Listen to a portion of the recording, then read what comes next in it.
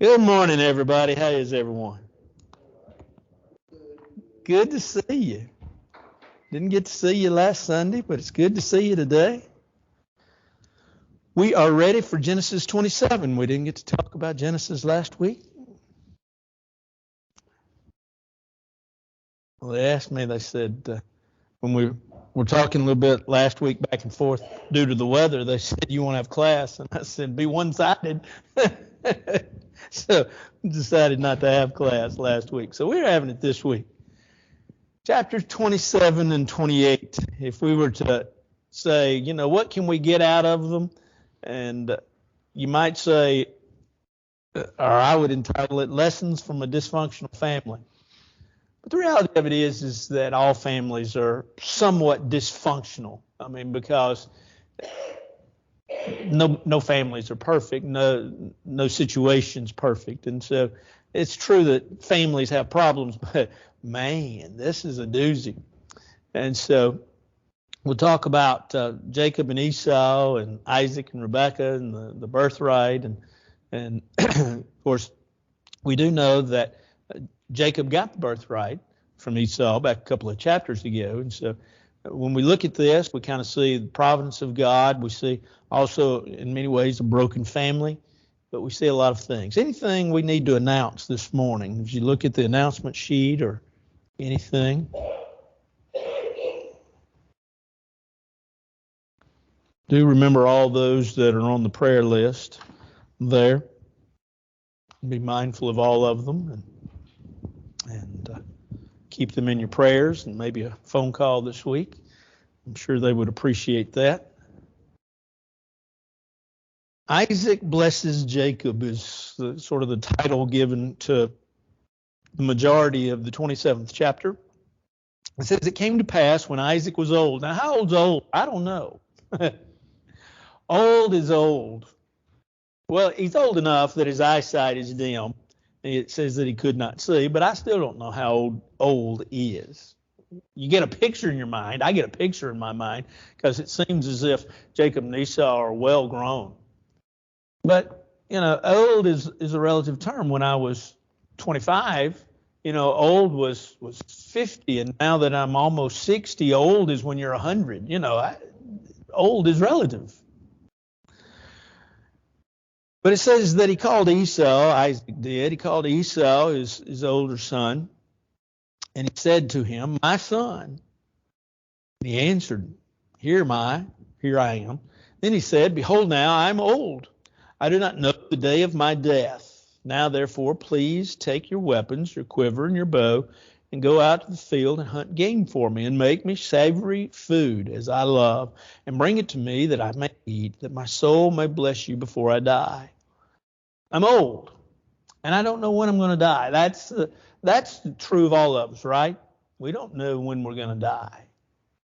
But we do know that death is going to come to us. And he says, I don't know when I'm going to die, but let's make some preparations. Now, it almost makes you feel like, or at least me, it makes me feel like maybe Isaac felt like death was fairly close. It was imminent. And so he's making his preparations. He's figuring out exactly, what to do next and what all needs to be taken care of. And that's wonderful if you can do that. That's wonderful if you have enough to be able to do that. But if you have enough fortitude to get up and get it done. I've seen folks do it. I've seen folks towards the end of their life, they call you in and they call the family in and they explain things, tell you things. It's kind of an interesting little facet. I think I shared with you a couple of weeks ago after services, Suzanne and I ran to Dixon, and I did a funeral for a lady that I'd been known for 20 plus years now, and had always known that if I was close that I would probably do her funeral. And back in October, actually, they thought she was going to pass away then, but she sent word to me to come see her, and I did in December. And that was not the she was not trying to give me her last instructions. She'd already given me her last instructions. And so, but it's a good thing if you have that time to be able to do that. Isaac evidently did. Now, whether Isaac was feeling as if he might pass, I don't know, but that's the feeling I have.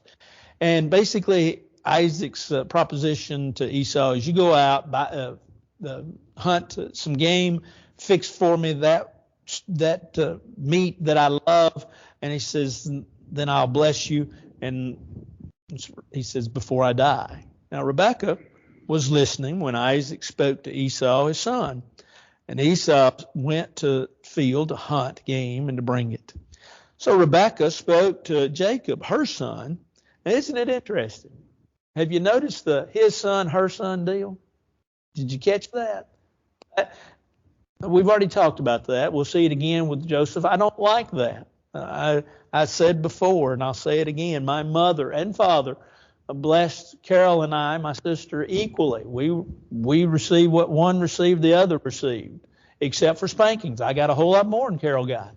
But treating your children equally, and there was no, my son, and the only time I was your son, when my mother maybe referenced my father would reference my mother, was when I was in trouble. That's your son.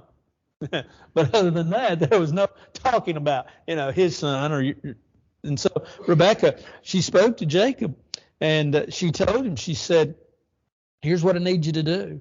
I've heard your father speak. Bring me game and make me savory food, that I may eat it and bless you in the presence of the Lord before my death. Now, therefore, my son, verse 8, obey my voice. Now, I thought that, I've read over that several times, and I just thought that an interesting statement. Obey my voice. Listen to what I'm telling you. Obey my voice according to what I command you, according to what I tell you. And so a careful plot, if you will, is made. Go now to the flock, bring me from there 2 choice kids, the goats, and I'll make savory food from them for your father, such as he loves.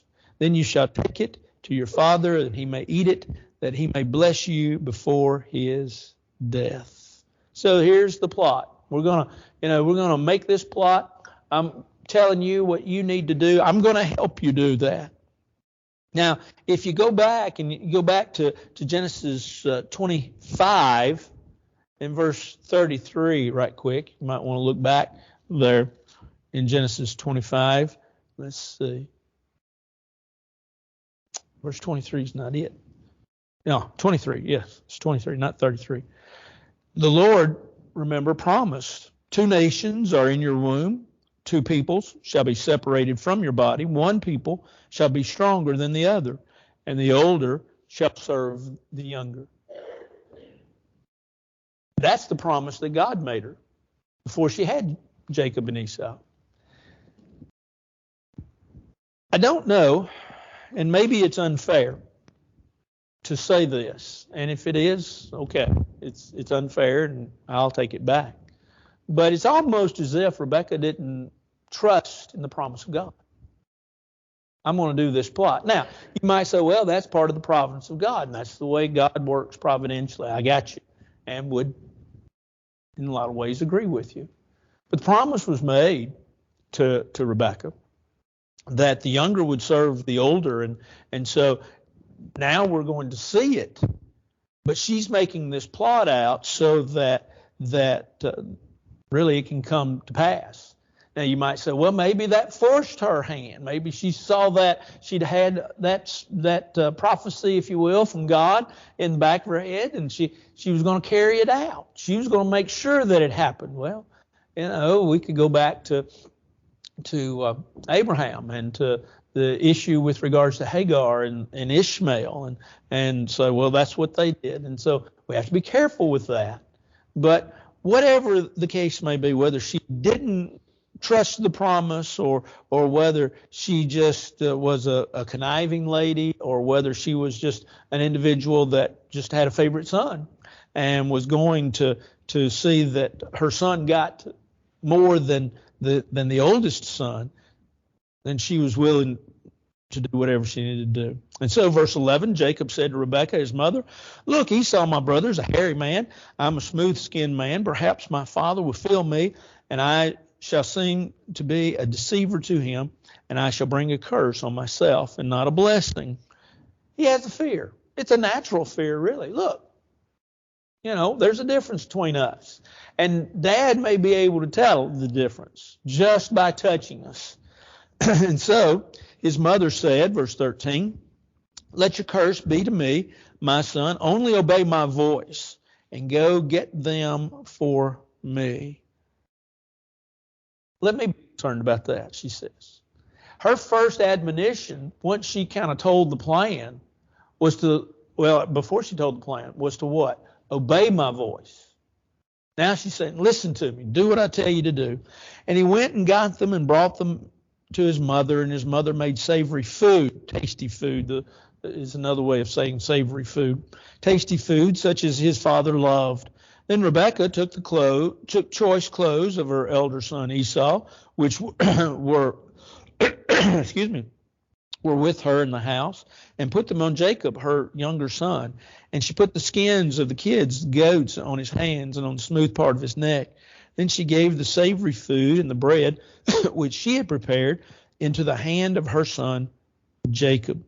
So if you think about Jacob now is carrying in to the potluck, if you will, his pot. He's been clothed with not just Esau's clothes, but he's also been clothed with animal skins. So now Jacob, if you will, goes from being a sweet-smelling, smooth-skinned guy to a rough-feeling, stinky guy. So he went to his father and said, "My father." And he said, "Here am I. Who are you, my son?" And Jacob said to his father, "I'm Esau, your firstborn. I have done just as you told me. Please arise, sit, and eat my game, that your soul may bless me." Think about a couple of things here. First thing let's think about is the question. The question is what? Who are you? Who are you, my son? There seems to be, at least in part, a thought that he recognized him as a son. But he didn't recognize him. Can you recognize people's voices? Sure. Now, in our day and age, you call on a smartphone, and if I've got you, if I've got you in my contacts, you come up, your name comes up. George Walker, I'm in George's, and I'm going to use George. He's gone today, so I can use him. No, I called George last night just to talk to him for a minute, see how he's getting along. And when I call George answers his phone. "Hello, Paul," because it comes up. It comes up. And that's understandable, and I appreciate that. I'm glad I'm in his contacts. Well, in the day that before we had these smartphones and caller IDs, you could call somebody up and all you had to do was say, "Hey," right? Or "Hello." I could call home from college and my mother would answer the phone. I could say, "Hello," and she'd say, "Hello, son." She recognized my voice. Is it possible that Isaac is in such a shape that he is about to die and he doesn't know? Or is it possible that he does know and he wants to see what comes forth? I don't know. There's no way of knowing. Text does not say. No text anywhere says. But the question for me is just interesting. Who are you, my son? Well, Jacob claims to be Esau, the firstborn. Here's a question. Is a lie ever justified?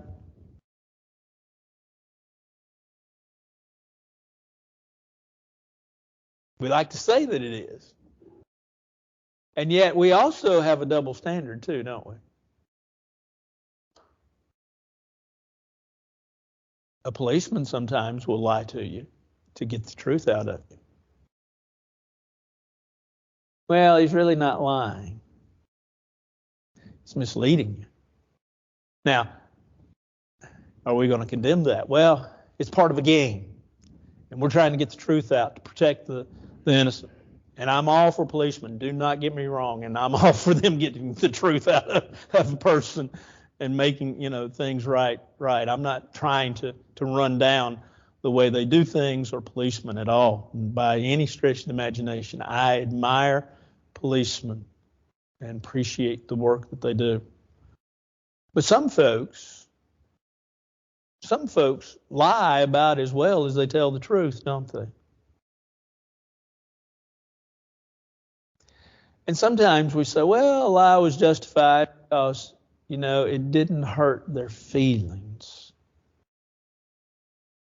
Or it made them feel good. Well, tell them the truth.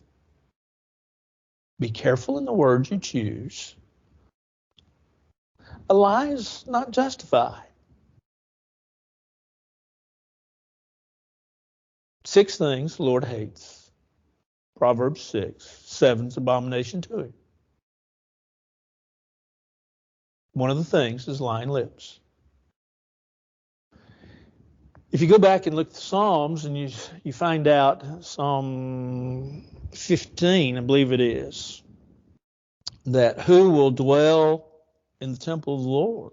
Basically, it's the psalmist's look at who's going to go to heaven. It asks the question, who may dwell in your holy hill? He who walks uprightly, works righteousness, speaks the truth in his heart. Paul said in Ephesians 4, put away lying, speak truth to every man with his neighbor. Our responsibility is to speak the truth, right? Now, sometimes the truth maybe doesn't need to be said because maybe sometimes silence is just as good as any. I got to thinking about an individual this week, and I really didn't know, and I looked him up on the internet, and he died in 2020. I didn't know that. He was an older gentleman, and knew his son. His son had passed away. I knew his son was a few years older than I am, but his son had passed away in 2015. His wife had passed away somewhere in that neighborhood. But in looking at his obituary, it recalled his mother. And his mother was a member of the church where I preached. That's actually how I got to know him. He lived off somewhere else, but his mother was a member of the congregation where I preached. And so I'm going to tell you about this lady. Her name was Joy. Joy really wasn't a joy to be around. Joy called me one Monday, and she said, need you to come to the house. I said, yes, ma'am. I'll be there in 5 minutes. Okay. So I'm there. You know that sermon yesterday? Yes, ma'am. It stunk. Gotcha. So the conversation went really, downhill from there. No, we had a nice conversation. And she was that way, and she was that way with me, and she was that way with a lot of people. She could have not said anything. She may have felt like it stunk, and it may have stunk to her. And that's fine. I know why it did stink to her. I really do. I understand that the upshot of it is that it was a sermon that was talking about elders and what elders did, and we appreciated the elders, and she told me that it stunk, and the reason is because she didn't like the elders. And so, but at the same time, too, you keep to yourself. Sometimes we think, well, I'll tell a lie. Well, just don't say anything. Silence is golden sometimes. Silence tells as much about the truth sometimes as telling a lie. So there's a lie here. Anything anybody wants to say, add, take away. We'll be glad to. Sure. Yeah. Was Isaac not privy to that conversation that unless he was there and over the years they had talked about it? I think he was. It was coming to fruition, and that might have been one of the things why he's letting it play out as such possible. Yes, it's very possible. Very possible. We don't know with regards to us how our life will play out. And in our life, there have been prophecies made by people that were not prophets. Okay? In other words, when a lady is with child, we may say, you're going to have a boy. We're not a prophet. How do we know? We have it's shot, right? But at the same time, too, we do know things will work out.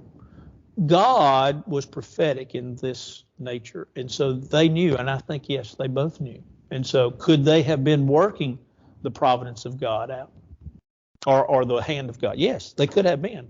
I don't know the answer to that, but it's very possible. Anything else? Yeah. Yep. Excuse me. Anything else? Okay. Well, Isaac said, verse 20, how is it that you have found it so quickly, my son? So that may have been the only part of the plot, if you will, that wasn't thought out. You've done this awful quick. You went out and hunted and skint and taken care of all this game and fixed this. I don't know how you did it so quickly, but anyway, you did it. And he said, because the Lord your God brought it to me. Well, that's a pretty good answer. But if you don't have an answer, what do? Well, you got to blame it on somebody. So he blamed it on God. God did this. Isaac said to Jacob, please come near that I may feel you, my son, whether you're really my son Esau or not. So Jacob went near to Isaac, his father. He felt him and said, the voice is Jacob's voice, but the hands are the hands of Esau. And he did not recognize him because his hands were hairy like his brother Esau's hands. So he blessed him. He was ready to bless, and he gave the blessing. Now, let's remember that Jacob and Esau had already made the plan. Esau had sold his birthright already to Jacob. Now, Jacob is cashing in, if you will. And so he says in verse 24, are you really my son Esau? He said, I am. And he said, this is the second time really that he's lied. And he said, bring it near to me, and I will eat of my son's game, so that my soul may bless you. So he brought it near to him, he ate, and he brought him wine, and he drank. Then his father Isaac said to him, come near now and kiss me, my son. And he came near and kissed him, and he smelled the smell of his clothing, and blessed him, and said, surely the smell of my son is like the smell of the field, which the Lord had blessed. Therefore, may God give you of heaven and wine. Now, here's the blessing. The first part of the blessing is agricultural in nature. Agricultural, what you might say, agricultural prosperity. And then he says in verse 39, let people serve you and nations bow down to you. So now he's talking about family authority. And he says, be master over your brethren and let your mother's sons bow down to you. Cursed be everyone who curses you, and blessed be those who bless you. Now, the idea there, he says, let peoples serve you. We wonder about this. The word brethren may be the tip-off in verse 29. Let your brethren, and also when he talks about your mother's sons, those two might be the tip-off, because he's implying that there's going to be descendants. And he's using the plural. He's not using the singular, he's using the plural. There's more. And so simply, there's going to be a line of authority, and there's a family line. And so you just need to understand, here's your blessing. Agricultural prosperity, family authority. Anything else?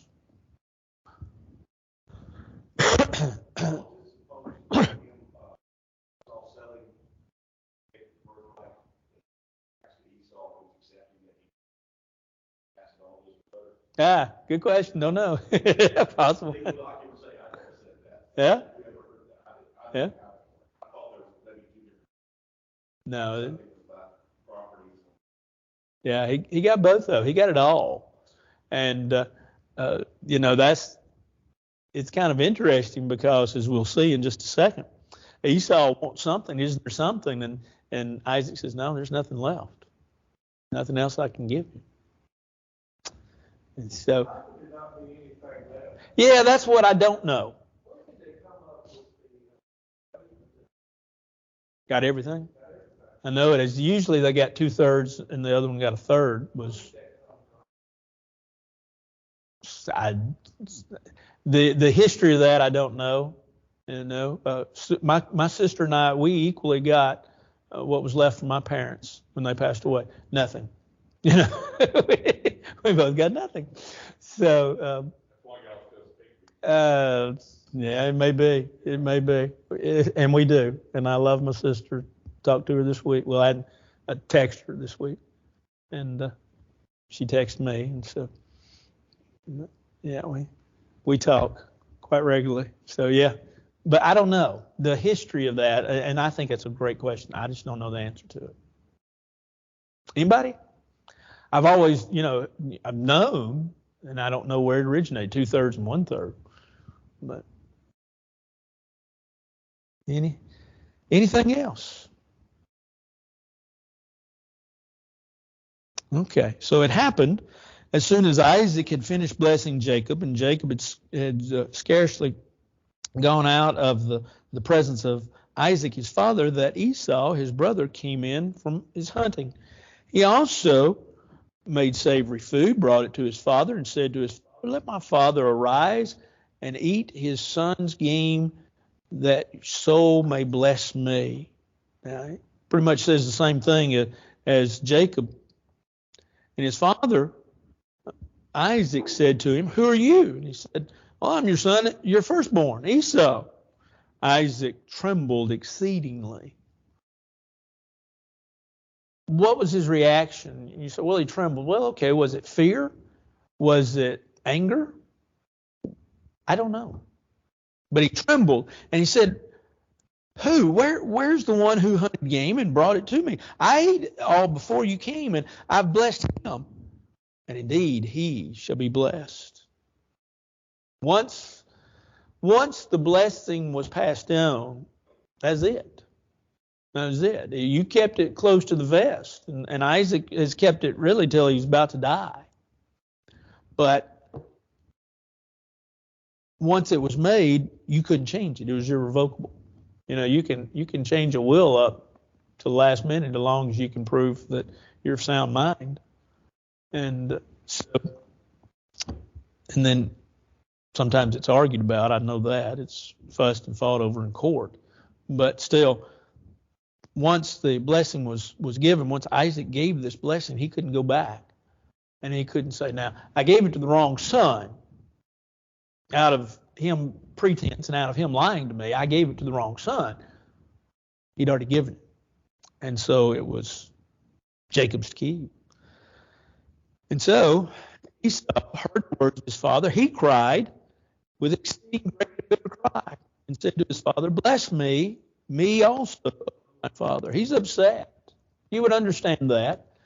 You wonder, and Steve brought up a really good point, wonder even beforehand what the relationship with regards to Jacob and Esau was. Now, we will see later on how it all works out.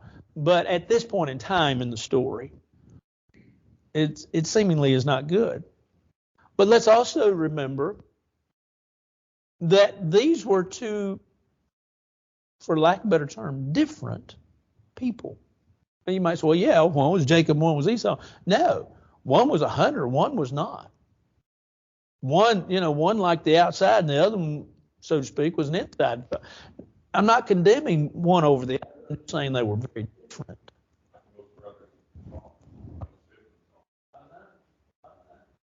So it could have been that their relationship was not good. Now, it's going to, like I say, we'll see an end later on, but at this point, it might not be anyway. And now Esau, he's upset.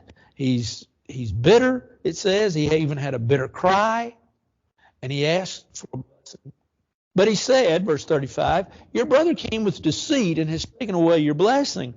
Now notice what he said. He came with deceit. So it's kind of interesting but ironical at the same time that Jacob comes with deceit to Isaac.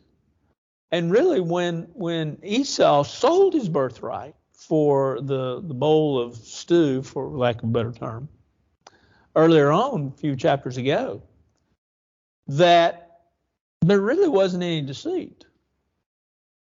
And really and truly, you have to ask yourself, does Esau have a leg to stand on? He sold his birthright. So in many ways, he really doesn't. He should have just said, well, it happened. It happened. Shouldn't have happened, but it happened. And really, I'm as much to blame as anybody else. Personal responsibility sometimes, though, doesn't always come through the way it should. You know, we don't like to fess up and say, oh, it was my fault. We like to blame somebody. And so he said, out of deceit, he's taken your blessing. And Esau said, verse 36, is he not rightly named Jacob? The word Jacob just simply means supplanter. We talked about that when we talked about the names. For he supplanted me these 2 times. He took away my birthright. Now look, he's taken away my blessing. And he said, have you not reserved a blessing for me? He took away everything. I don't have anything. Isaac answered, said to Esau, indeed, I've made him your master, and all of his brethren I have given to him as servants. With grain and wine I have sustained him. What shall I do now for you, my son? Nothing's left.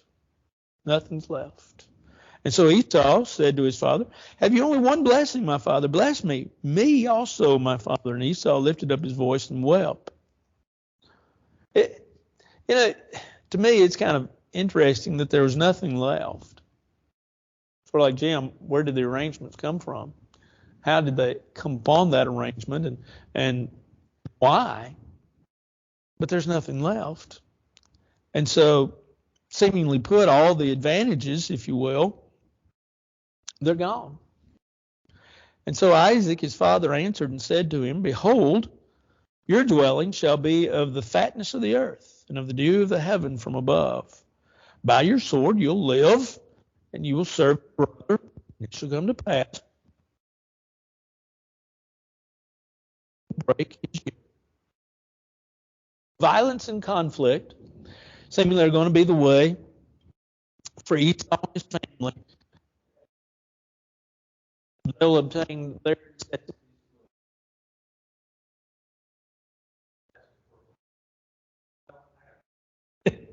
yeah, that's a good point. Yeah, and really and truly, when you look at it, that's about all he's got. Anything else? It seems to be. Yeah. You're not going to have it easy. Anything else? I don't know. Great question. Don't know. I think they're one and the same, and it seems as if the statement that they're separate, but I don't know the difference. And I've read and never read what I understood, to understand the difference. I just wonder if you look at the blessing was basically in many ways prophetic. This is what I wish for you. The birthright be the inheritance. I'm not saying that's the definitive answer to that question. That's how I fix it in my mind, but I'm not saying that's, don't take that out and tell everybody, well, this is it. Don't say that. But you have to work that out for yourself. But I don't really know. And I think it's a great question. So somebody want to research that for next week? I've tried. I'll be glad to let you try. And so I'll try to dig a little deeper this week, but I don't really know.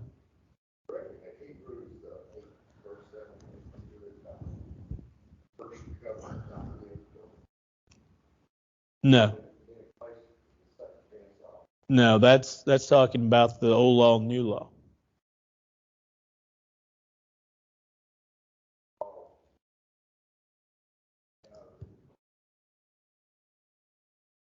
Okay.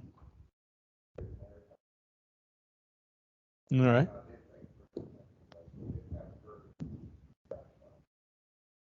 Okay. Anything else?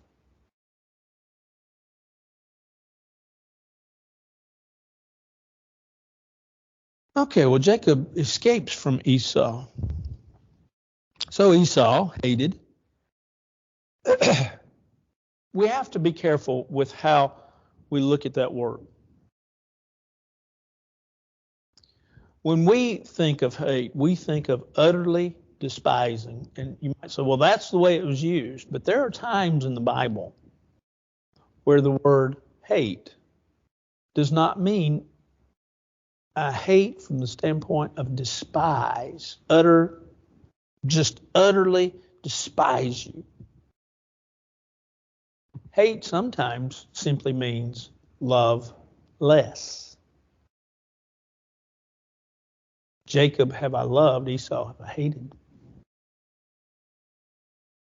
Didn't mean that he hated, despised. It means that he loved less. Now, this is a little different here, but I just want you to be aware when you come across that word, look at the context. Yeah, it's a good word.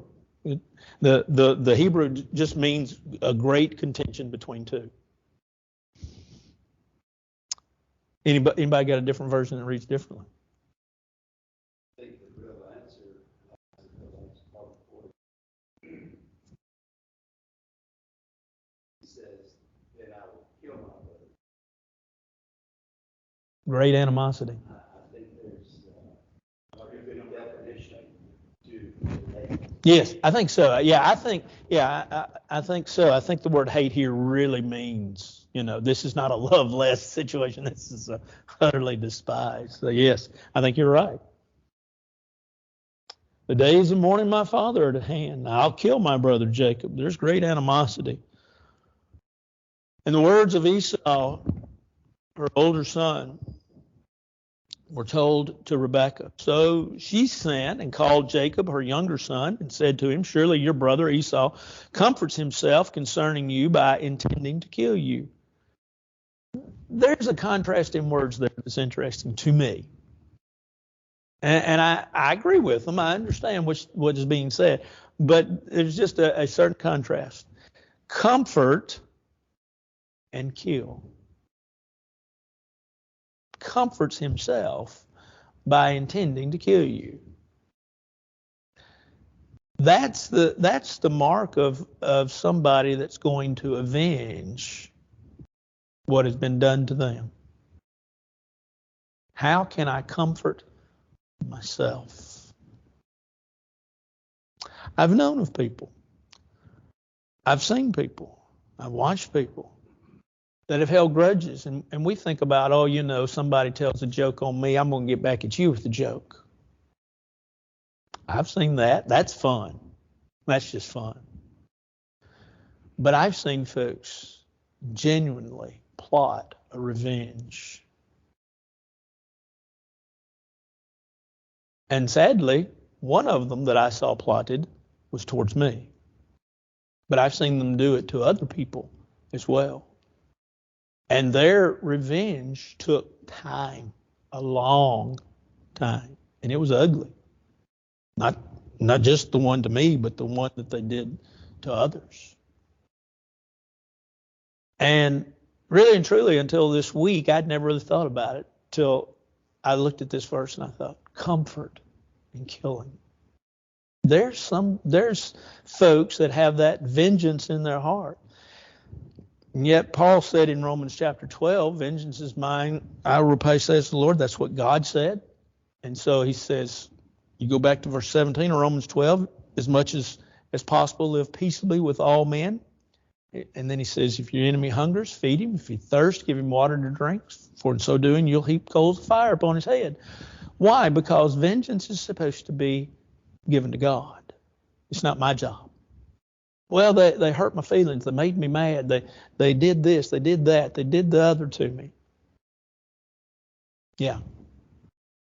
Wasn't right. But as we'll find out tonight, forgiveness is I still may acknowledge the hurt that was caused and the incident that caused it. But forgiveness is me saying, I'm going to let you off the hook. I don't have to get even with you. And so, something somebody likes to say about those.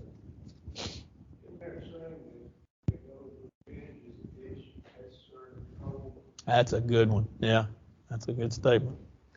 I have a question. It says that statement that days waiting for my father. Evidently, Esau thought Isaac was about to die himself. Yeah. But it'll be years before. Yeah. Maybe he rallied. Is the only thing I. Yes. Yeah. The lady that I told you that I did her funeral for a couple of weeks ago, she's been supposed to have died 2-3 different times. And so, she always rallied. And matter of fact, like I say, they thought 1st of October she would pass, and she didn't pass till January. And so, yeah. But I thought of her when I was thinking of that. So that's a good point. Excellent point. Anything else? Now, therefore, my son, verse 43, obey my voice. Well, we've heard that before from Rebekah. Arise, flee to my brother Laban in Haran, and stay with him a few days until your brother's fury turns away. Now, see, she thinks this is going to fly over in just a few days. A few days. I'll call for you. You go. And of course, this was a trip that's going to take a long time. But I'll call for you in a few days, and you'll come back. Now, do you know about how long it took? About 20 years. 20 years. Not just a few days, but 20 years. Anyway, she said, until your brother's anger turns away from you and he forgets what you've done to him, I'll send and bring you from there. Why should I be bereaved also of you both in one day? So now all of a sudden she does admit that Esau's her son. I'm going to be grieved as well. Jacob and Esau. Jacob has to leave. He leaves, of course, for several years. We'll see the hard work that he has put in. We'll see what all he does with regards to obtaining a wife while he's gone. But Rebekah then, verse 46, says to Isaac, I'm weary of my life because of the daughters of Heth. If Jacob takes a wife of the daughters of Heth, like these who are the daughters of the land, what good will my life be to me? Interesting. She is now concerned with who her daughter-in-law is going to be. Why? Because she says, basically, the folks that she's talking about, she says, these are godless people. I think it interesting. The self-perception that we all have of ourselves. I know that's redundant, but the self-perception that we're all right. And what we do is all right. What she did was godless. She lied. She cooked up a scheme. But she all of a sudden now wants her son. I don't want him to go out all of the earth and find this godless woman. I want him to marry a woman. Now, in chapter 26, let's see, verses 34 and 35, we see the godless actions. And so we need to be careful. We need to see ourselves as we are. Isn't it sad that when you think of the suffering that occurred, why it occurred? Lie, envy, jealousy, spite, and ultimately separation and suffering. We reap what we sow, right? We reap what we sow. Anything else? I don't really intend on moving this slow. I really wanted to get through the 28th chapter as well. So we're going to pick up the speed a little bit maybe. But as long as we're learning, and hopefully you feel like you're learning and it's time well spent, then it's all right. What are some lessons, right quick? What are some lessons that we might learn from a broken family?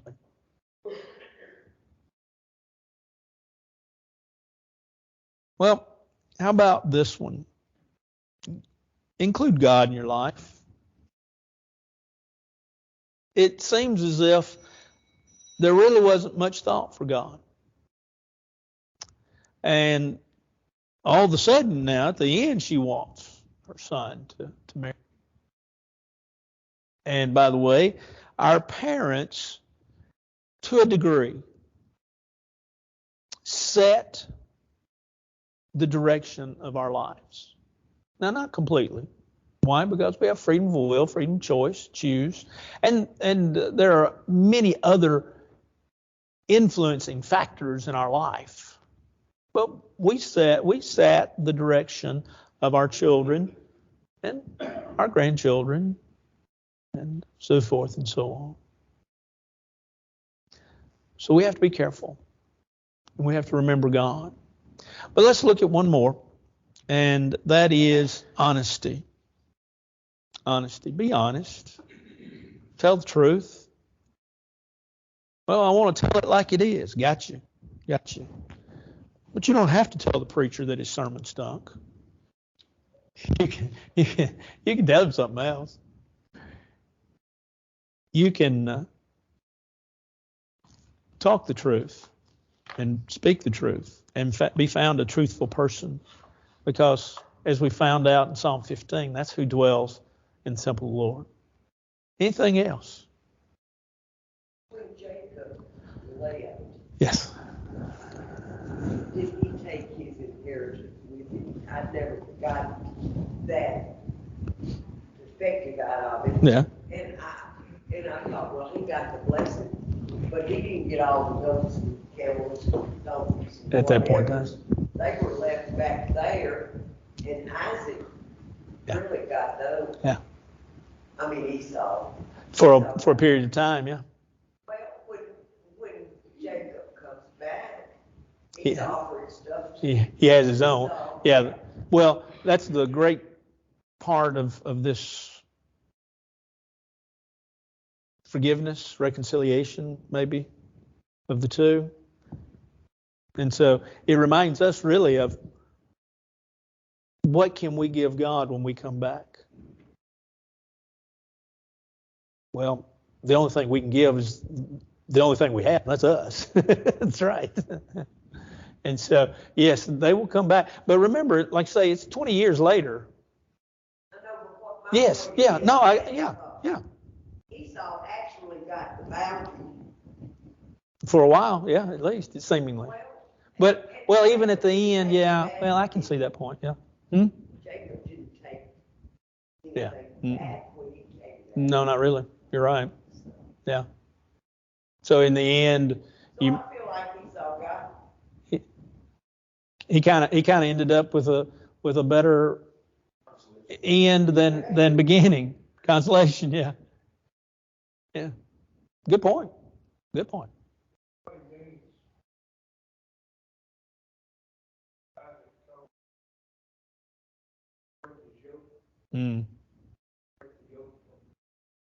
Could very well be. Yeah. Could very well be. Yeah. Yeah. It's there has to be something in there. And that's kind of where I think it begins, that promise. It's going to be all right. You see another part of the division between the line of Ishmael and Isaac. Very much so. You keep seeing it splitting farther and farther apart. Follow Jacob's line all the way down to Christ. Right. Ishmael always appealing Yes. the other line. Yes. And still to this day. Yes. Anything else? Yeah. Constantly. Always. Well, let's bow right quick. Our Father in heaven, we're thankful for this day, for the blessing of the opportunity to study your word. Help us to be people of your word, to live with or by it and with you and for you. We ask that you be with those that are sick, those that are not doing well, those that are on our prayer list that will be announced in just a few minutes. We ask that you watch over them, bless them, and keep them. Be with this congregation. Help us to always move forward. Help us to always be people that love you and love the Lord and love one another. And help us to constantly be looking to see and find others and bring them to you. For this is our prayer in Christ's name. Amen. Thank y'all. Y'all have a great week.